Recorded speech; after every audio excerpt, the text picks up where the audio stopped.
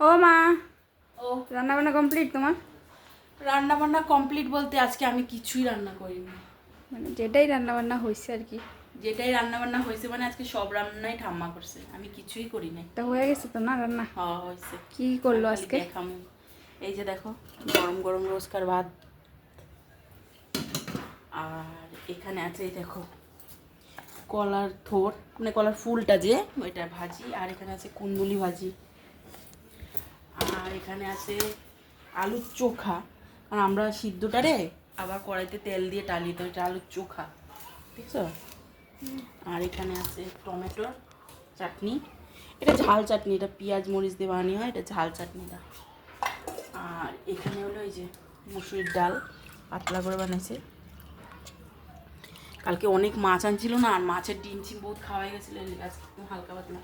আর এই যে কালকের মাছ রয়ে গেছে, তো এইগুলি আজকে এতটুকুই না? হ্যাঁ আজকে